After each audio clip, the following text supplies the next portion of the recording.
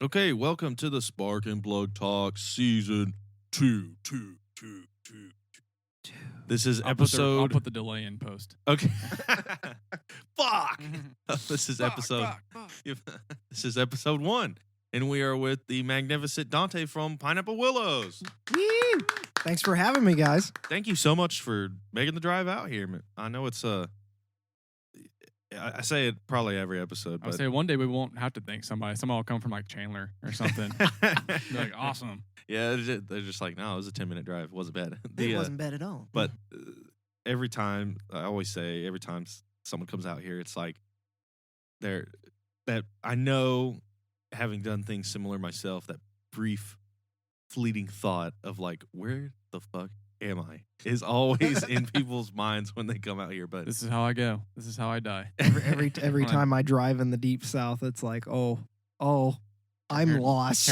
Hearing a banjo in the distance. I'm like, oh shit. What's that one, the meme where it's like, I'm in danger. The Simpsons kid or guy. whatever. I like the Family Guy meme with the Kermit the Frog where he's like, "Mark, where you came from?" Yeah. Oh yeah, on the bus. Do you know the way to town? Yeah, it's back where you came from. Yeah.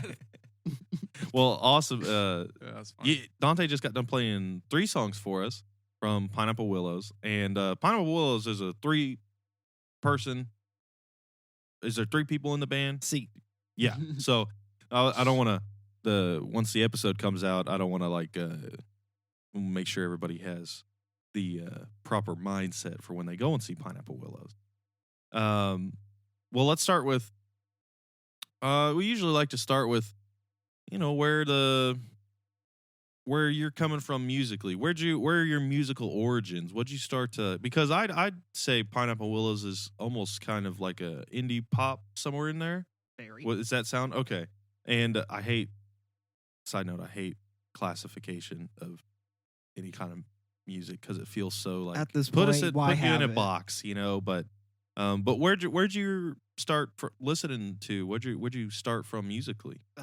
It started with like Oasis, and then it kind of branched out from there to like Melanie Martinez, Walk the Moon, just fantastic bands. Young the Giant, big influences. The Police, MCR, of course, and Pale Waves, Biba Doobie, all those, a culmination of kind of all those bands. And then I also grew up on classic rock and a lot of metal because of my dad, and so grew up with a lot of Pantera too, which is where my screaming comes from. Hell yeah. You take this life, all that stuff.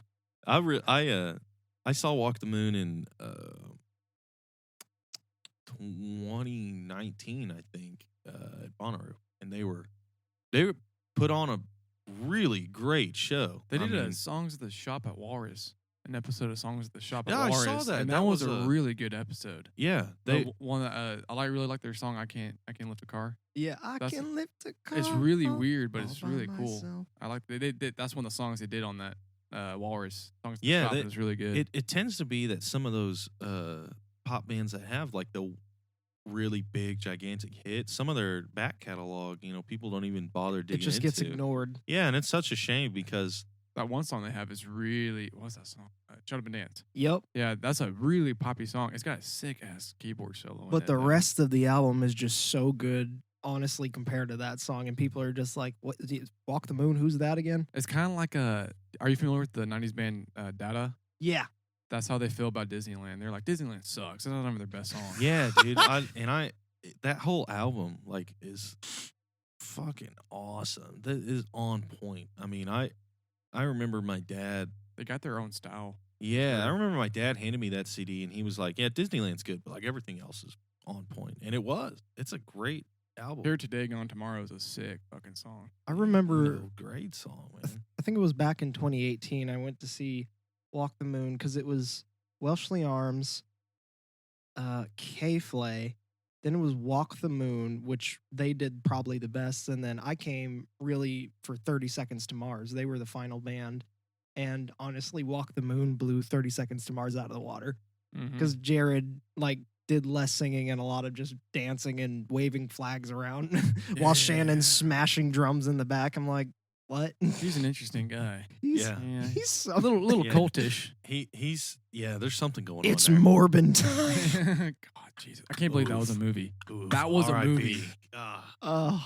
That's tough. He just needs to get out of the superhero market, man. Him being a superhero. Remember him getting pissy about him not being the Joker when they made the movie Joker with Joaquin Phoenix? He was like, I can't believe they didn't pick me. It was my like, man. Are you sure you don't understand You why sure they didn't about pick that? you? You sure about that? That's Go back to making some tunes, bro. Fuck. I missed 30 Seconds to Mars. Yeah, go back to Requiem for a Dream. Actually, don't do that. no, That don't, scarred me. no. Ooh, that's a rough movie. That is a rough movie. No, that's tough, right? That's there. one of the ones that if I never see that movie again in my life, I'm cool with that. I'm good. Yeah, no. Yeah. Ooh. Yeah. No shit, or that one, Gumpy or whatever it is. Oh, yeah, Gumpy. Is that where that's the one kid with shits in the bathtub? Yeah, he's eating the spaghetti in the bathtub, and he like shits in the bathtub.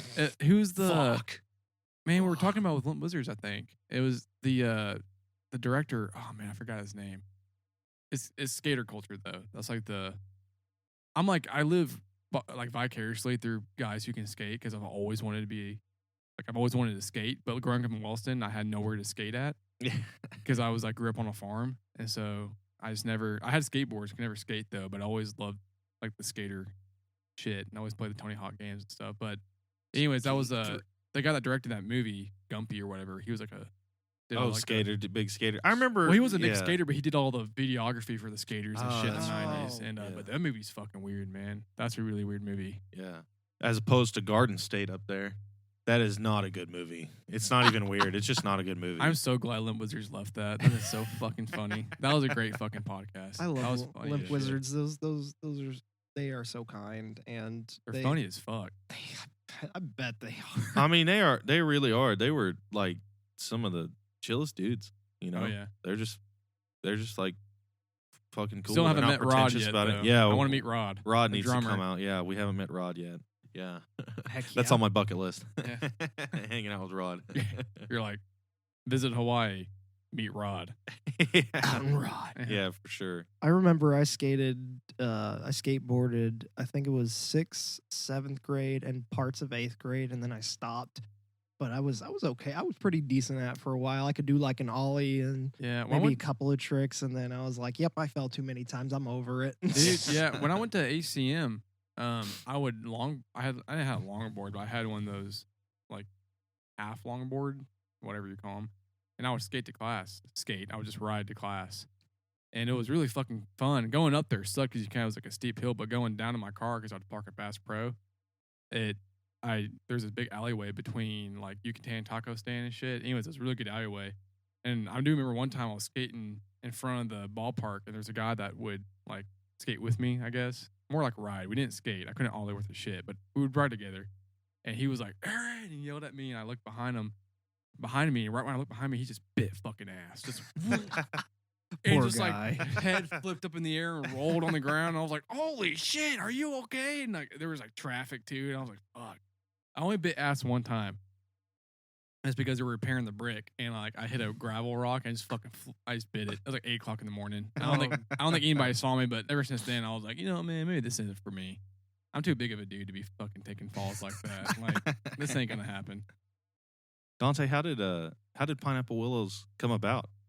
What's the origin story? What's the lore behind Pineapple Willows? The origin story was The Reddit lore. Yeah. me and Dylan Polston, the original bassist, were in a band called Just Average. And I had kind of gotten him into Hippocampus, the very indie pop scene. And he was like, this is amazing. We should make our own band like this. And I was like, okay, yeah, it sounds like fun. And so we found Reese Carmen, the first drummer that we had. We got together, started making a couple of songs, had a vocalist named Scott. And he left because like he wanted to do kind of like a Pineapple or Diva as a gimmick. He had like a trench coat and a hat and like black tape on his face. And Reese was like, yeah, we're not doing that. And he like left day one of practice. And that's pretty much how we started. And we played, got to play a few shows together. And then Reese left because of creative differences between me and him. And then Dylan left because he changed his career at OU to sports analyst, and he wanted to focus on that more. That's cool. So I guess I'm the only original band member left, Wow. technically. That's a cool title though. Yeah. Yeah.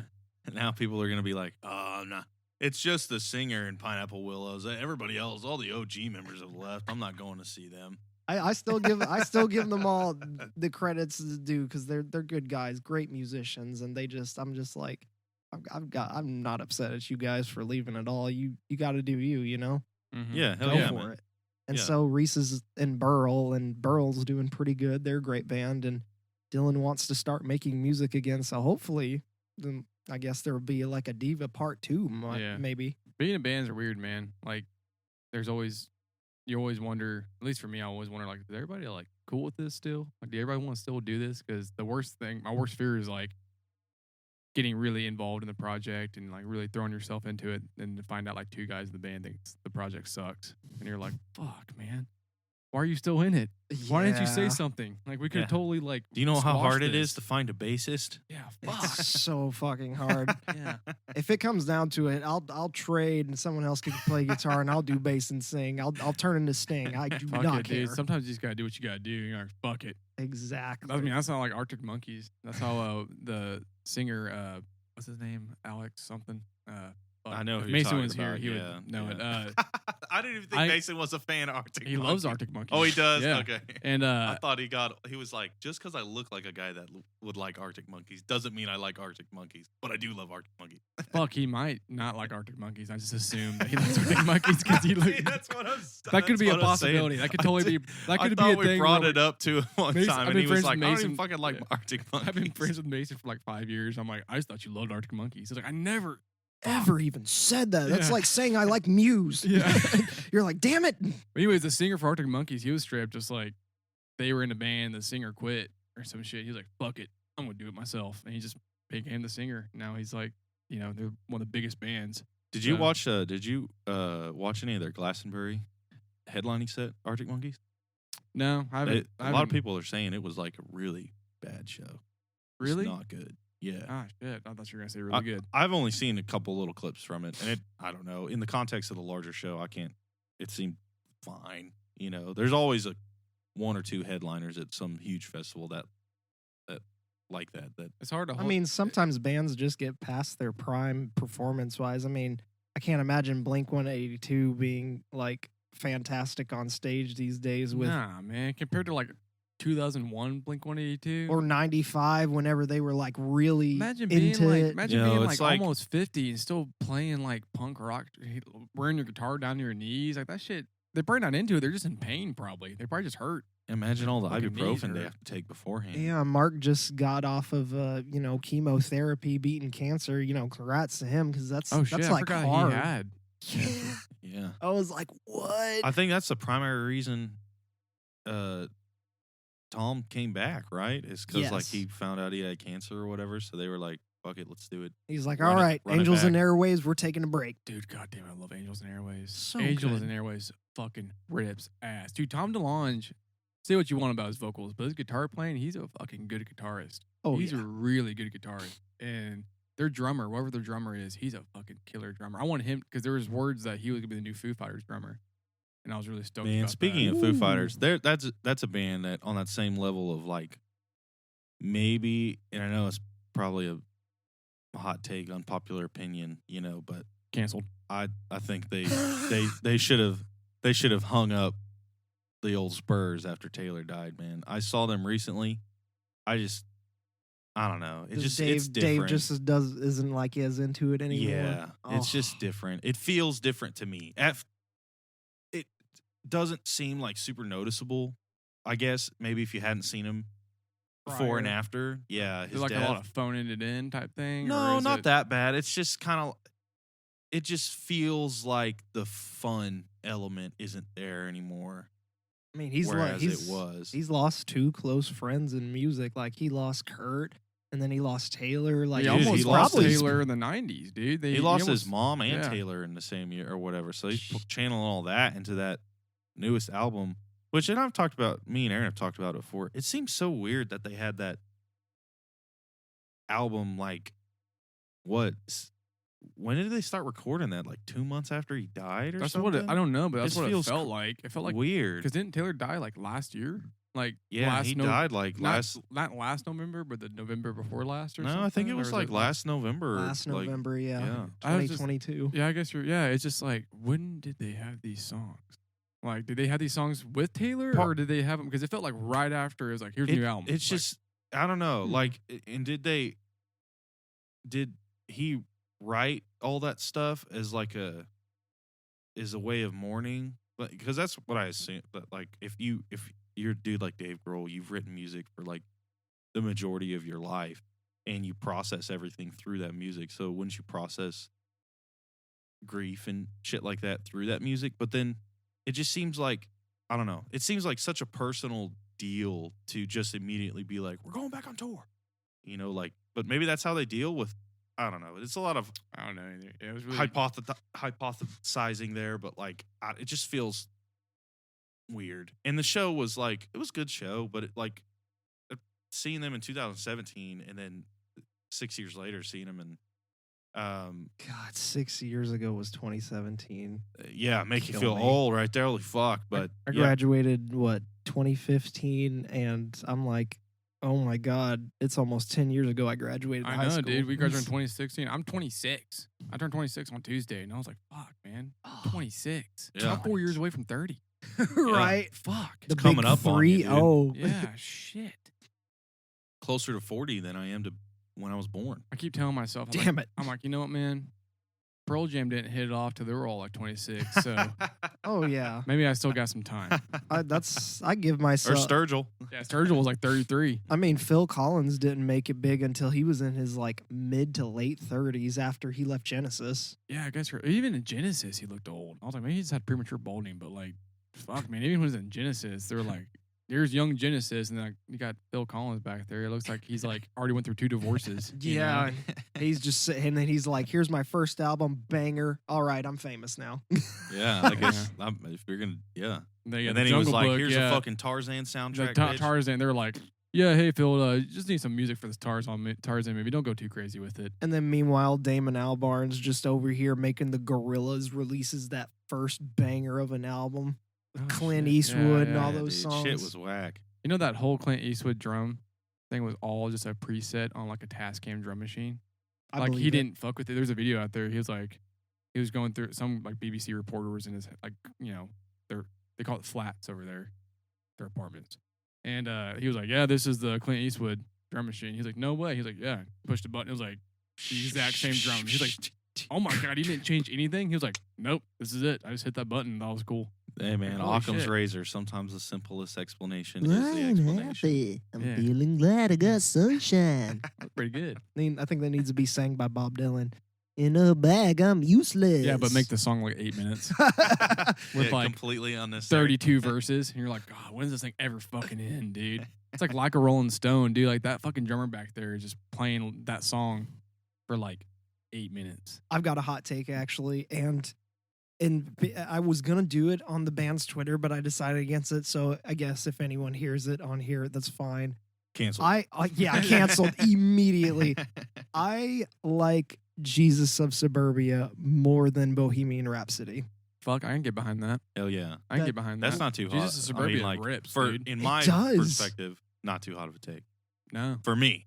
But Honestly, I can definitely see where other people. if you're would be you're leading that charge, I'm behind you on that one. I'll Yeah. take Jesus of Suburbia over Bohemian. hell yeah, dude. Like Bohemian Rhapsody's fantastic, Classic. musical masterpiece, but so is Jesus of Suburbia, and it's a lot more polished, and the lyrics are just a lot more gripping and They're poetic so and dynamic. epic. They're so dynamic. That song is like just so many like. And that drum track It was is fucking awesome. It I'm is. Trey Cool's I a bad memorized that motherfucker, drum dude. track, because I was like, oh, what dude, that's the fills he does in that. It's kind of like Everlong. There's fills in there that you've heard a million times, and then you actually sit down and learn how to play it, and you're like, man, fuck that guy. Fuck Like, that why did he guy. have to do that? Dude, Why did Trey he have Cool to do is that? a bad motherfucker. dude. Bad. That dude can fuck.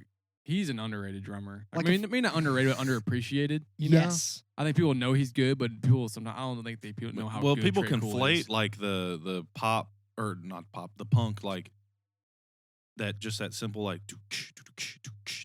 and just are like, oh, that's what he plays, Man, but it's like even no, that, no, that's no, no, fucking no, hard no. to do for 2.5 minutes straight. Or just 2.5 hours. Yeah, just Yeah. You're stranded. Locked Yeah. inside. Fuck that, dude. Fucking crazy. Dude's got the right leg and forearm from hell, dude. Just fucking- Literally, he's got to be jacked on like one side One of his side, Yeah, body. he's just like Trey Cole's walking around like, you gonna fuck with me? Looking like that Family Guy episode where Quagmire comes out and has a huge. Yes. after he finds Or- out about online porn. Yeah, like, he's got like the Yeah. huge. I'm just gonna go get the mail. yeah, just like fucking jacked. I think it. But yeah, I feel like if I told my dad that, I'd be like, Dad, I think Jesus of Suburbia is better than Bohemian Rhapsody. He'd be like, shut the fuck up. Just don't even talk to me anymore. I'd be like, but you like Dookie. I would say I would Dookie's a take great album. Dookie over like almost all of Queen's catalog because they got great hits, but like Dude, just take, perfect albums. Yeah, Well, it's just, no. it's just our just generation. take Queen's you know? greatest hits. Just take Queen's greatest hits. That's their like That's, perfect album. Yeah, that's you their know? perfect album. All the boomers love that shit because it's nostalgic. Green Day's nostalgic to us, dude. I still remember watching the Green Day. My mom was a teacher, and back when I was growing up, we didn't have very good internet in our house. 'Cause we lived in the country, so all the internet, all the shit I could get access to was after school when she would go do like bus duty. I'd get on her computer. And KGO 103 would have they had like all the music videos on their website. So I get on there and watch the music videos, and there was one I watched religiously, and that was the Green Day. They did this whole, like the documentary they did back when they did American Idiot. They did like a whole live concert series, and they did like a live version of Holiday. Ooh. And that fucking song rips ass, dude. That song, that live version was so fucking cool.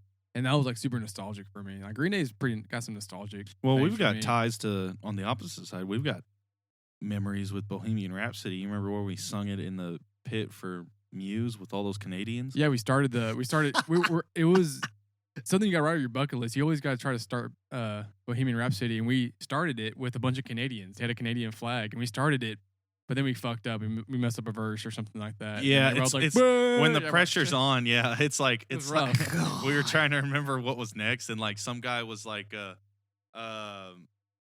whatever the next lyric. He was just like yelling at us Yeah. from the side. He was like, "It's this," And we're like, "Dun dun dun dun dun dun," and we had Those to tell Canadians, it from him. all the Canadians were just fucking trash. Yeah, man. They were like, all "Oh," hammered, yeah, and they had were a like, big-ass flag "Oh, and shit. too Yeah. little silly." Oh, sorry.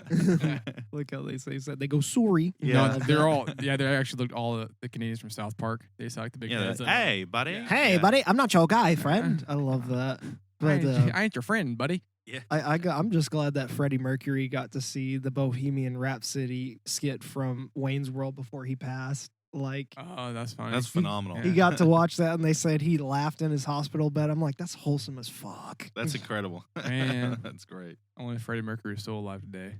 That'd be kind of cool. He'd be a badass. He would. Yeah, but like you'd think it'd impact their legacy in a way, maybe not. I don't know. It's kind of like Nirvana, like if Kurt Oh hadn't yeah, if died, Kurt was still alive. I mean, would they be hailed as like the Well, I mean, most influential '90s? Pearl Jam was band just ever, as big know? as Nirvana back then, and now people are just like, yes, Pearl Jam. It's just Pearl Jam. It'd probably just be like, yes, Nirvana. Yeah, I will say I think people have a way easier time shitting on Pearl Jam than they do like Alice in Chains or Nirvana or Soundgarden. I don't know what the for fuck that Pearl matter. Jam ever did to anybody. Literally, their Just- first album, 10, is perfect. Their first two albums are the greatest. I mean, some of the best albums of the like. Me and Aaron are super biased. Pearl Jam's Yeah. our favorite band, For so Heck like yeah. we're super biased. But like yeah, I love their whole catalog. But they, I've seen them 4 or 5 times, and Pearl Jam's favorite band ever. And people are. It's pretty. It's pretty easy for people. Like you talk about it, and people are just like, ah, man, Pearl Jam's a Dude, band. I remember at ACM before COVID hit. You can say what you want about COVID, but I got pissed because COVID canceled the Jeff Ament masterclass at ACM. Oh, Yeah, dude, Fuckers. that was a I came bummer. out of my class and they said, I knew Pearl Jam was coming. And the whole time I was like, what they doing masterclass?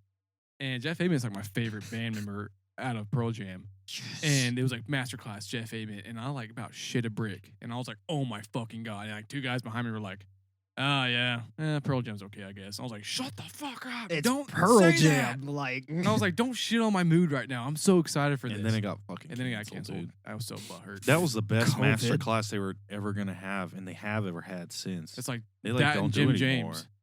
Oh yeah, Jim James. I wish I was there for Jim James. That'd have been art. Or That'd Joe have been- Walsh. I heard that was a really good one. Yeah, No all they the had a way. bunch of cool All the ones. ones we were at ACM. All the master classes there were like Gary Newman, and I was like, Yeah, which is cool, but Cool. also like I don't know who was that one guy that kept talking. You remember that? Wait, Oh. is Gary Newman the one that sang on Here Toy in my Story? cars. Oh, no. Oh, that's okay. that's that's Randy Randy Newman. that's Excuse Randy me. Newman. Oh, Yeah, yeah, Tiny people. yeah. What's that? The old dude that came in. I was in the elevator with him. He was like he played with like Bruce Springsteen. Not Little Steven, but this guy also. No, he played with Bob Dylan. Yeah, This is the guy. I forgot you're his talking name. about that New York kind of guy that was The like, guy that hey was- there, Aaron, you Yeah, know, it was- it's great to meet you. No, Yeah. I was in the elevator. And he was like, "You're a good-looking young man. You're a good-looking man." Like touching me on the shoulder, and I was just like, "Thanks, man." And I was like, "Who the fuck is this old guy?" And that was on my way to the master class, and we sat down the mat because I had to go there for one of the classes I was in. They made us go to that master class, and I was sitting there, and that guy got up on stage, and I was like, "That's the fucking dude." He just like sexually touched my shoulder, and I got like, sexually touched. that's what it felt like. I was like, I was in the elevator with him, and I was just like, I "Whoa." did not consent to this. He was like, "You're a good-looking young man." I was like, "Thank you." Yeah, dude, that guy rambled for like. Even Scott Booker was hour like, and a I half. like your Yeah. funny words, Magic Man. Dude, he did. He rambled. That motherfucker was just like, and you take anybody got a guitar? Let me see. Take. Yeah, what? And like, dude, some guy was just like, oh, like opened up his case from a lesson, and he was like, here you go. He's like, all right. You know, it's just, we were all like, "What the fuck?" I left early, and one of my guitar instructors at ACM, he walked out with me, and he was like, "God damn, that was rough." And I was like, "Yeah, that was pretty rough." It was tough. That was a tough one. Okay. Well, let's not get too. Let's digress. Yeah, we'll digress. Dante, let's dive into the first song you played. Hiding. What about hiding? Yeah, so as I'm listening to all the songs that she played for us today, they're striking like a pretty hard, I shouldn't say hard, a pretty beautiful balance between like full on indie pop-esque, and you've already talked about your influences a little and where you came from, but like full on indie pop-esque and like, you know, some bass drop kind of stuff, and you know, hard synth stuff, and then you play guitar and you're a 3-piece, and I think it's a drummer and a bassist, right? So there's not that, I don't know, conflated or even commonly thought of pieces in like an indie rock pop-esque band that are there. Is that when you're writing those songs, when you're thinking of a song like Hiding, are you thinking of where the end destination is going to be, and if it's going to be in like that indie pop kind of mold, or is it more just like, this is what it is, like it's just an organic thing that flows out? It kind of just depends on the song. Like for Hiding specifically, I was immediately thinking of like, okay, let's make an indie pop song, because it was the first song we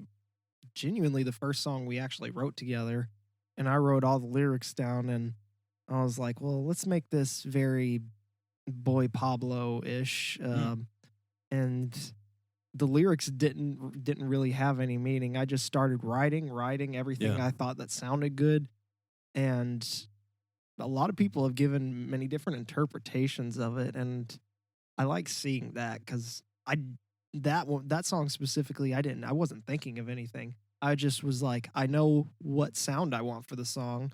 I'll fill up the space with all my reverb and everything, because we are a 3-piece, and it's really hard to fill up space when you're a 3-piece. Yeah. That's what I've noticed. So like, it's amazing how Green Day's done it, the Police have done it, you know, Rush has done it, and so I try to think of those bands and how they fill up space Yeah. whenever I'm writing too.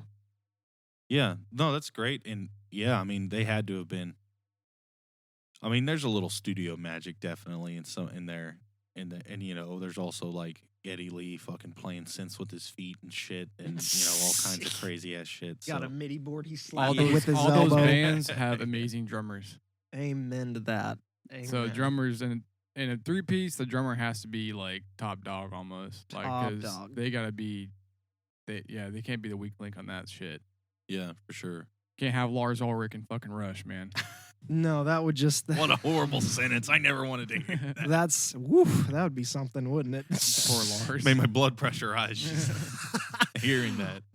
Yeah, it's and I didn't even think I'd be the singer of the band whenever we started, because like Scott left and I was like, all right, well, we should all collectively find another singer and I can just kind of stand in for a bit. And then after a while, Reese and Dylan were just like, you should just sing the songs. It sounds great on you anyway. And I was like, okay, I can give it a shot for a while. Yeah. Well, and we've been in the Got a great squad. voice too, man. Yeah, You could have fooled me. I Thank you. thought, Like, I thought you've been singing this for was years. totally your own deal that you just born up recently or something like. I didn't. You explaining the backstory to it. I'm like, wow, you never would have even thought, that you just stepped into that role. It felt real natural when you were explaining it to me over email and communication. When I looked you guys up and everything, I never would have thought different. It's been a lot of fun, honestly. I didn't really want to be the singer. I kind of wanted to just hone my guitar skills and become better at lead, but then it's helped me come out of my comfort zone because I'm more introverted than I am extro, and singing on stage really helps that and helps the stage fright and everything. And I've just become a better front person over time because of it. And I just love being. Is there anything that helps you when you play live? Like, do you try to like fixate on something in the crowd, or I've learned about myself, do not stand still. If I stand still, my legs start to shake. Oh yeah. And if Lock my your legs, knees, and then, they lock, they start to shake, and then my hands start to shake along with it. So constantly moving helps me just completely forget about that. And then I've just learned that I already know the songs. So just move around, have fun, play the songs. If you play something wrong, just keep going. Mm-hmm. Like 9 times out of 10, it's amazing how many people don't even notice that you've messed up. Oh yeah. I'm like, I fucked up playing about 7 different chords, and they're like, I didn't hear it. And it's like, well, cool. Yeah. I love that. Good. I fucking heard it and it sucked. Well, awesome. So song number 2. Song number 2, Your Problem Is Deep, But I Miss You. I like long. Yeah, interesting song title. Anytime a song has song title has a comma in it, I'm like, fuck yeah, let's do it. I'm like, anytime I see emo band song titles, I was basically doing that. I was like, let me put a song title that you has left like, your flip flop in the microwave. I'm angry. yeah, something like that. And so I did that. And that song was actually inspired by Mulch at Doma, because I was listening to a lot of them in 2021 when I wrote it. I'm like, this fucking Russian band just slaps, man. They're very shoegazy and like. I was like, hell yeah, I want to make a song like that. Dude, it's like I was a lot more influenced by emo bands than I thought, because I'd be making up song title names. I'm like putting fucking semicolons in it and shit. And I'm like, it's like a sentence as your fucking song title name. And I was like, where is this coming from?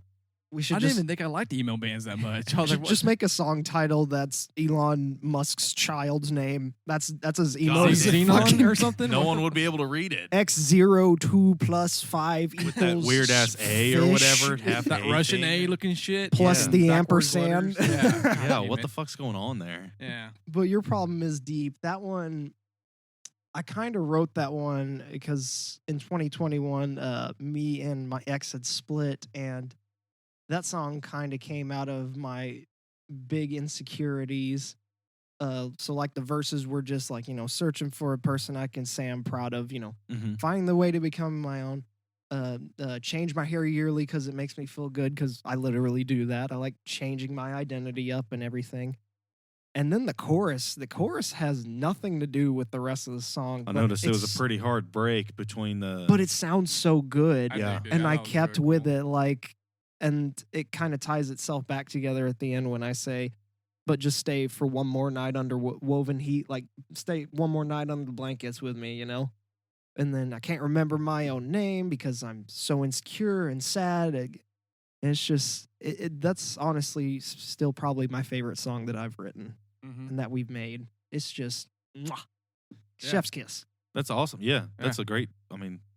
Awesome backstory. I love hearing, and it's funny, like the contrast between,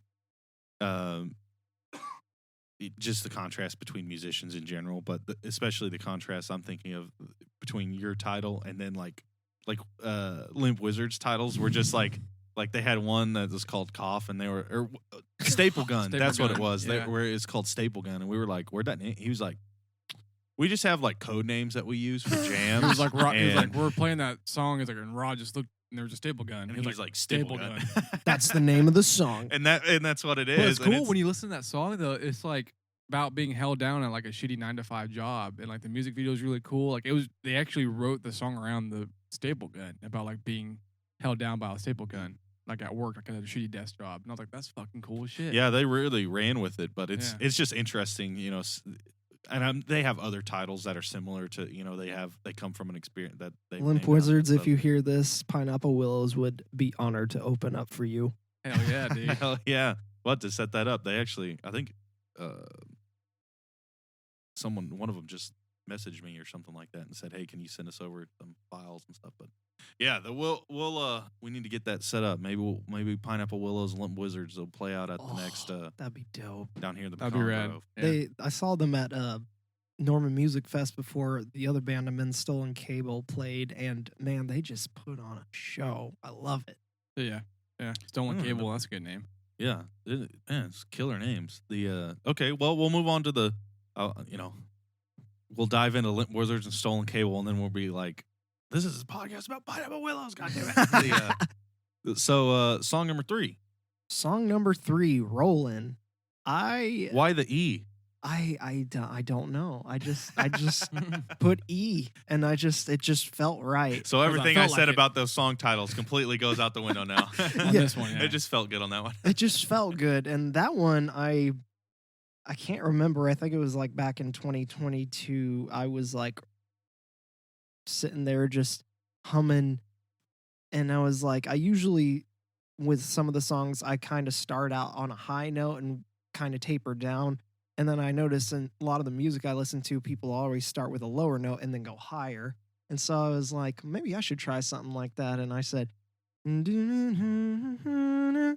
I was like, oh my God, on and then I said, on and on we rolling. And it was like, it just kept coming. I was like, oh my God, this is a song. I need to write stuff down. And I finished the whole song in like maybe an hour. Is that That's how? cool. Is that how a lot of songs come to you, or does it vary? Some of them, It varies. Like that one just came to me, but like other ones, like Nessie, was like a year and a half of writing and remembering, and it just kind of depends. And I like the Desert Floor lyric. yeah, I thought that was like, you're really painting a really good picture with that one. I was like thinking of the ocean with that. You know how all the songs from like the 70s and 80s always talk about like driving out to the west to escape your problems. And so where the desert floor is blue, driving out to California's oceans. That's cool. And the cars collide, they move so fast part kind of ties into the fall into the emerald grass, because you can get thrown out of a car, you not make it to that destination, that beautiful place. And so you just on and on we rolling. You just got to keep going. That's cool. That's pretty much what that song's about.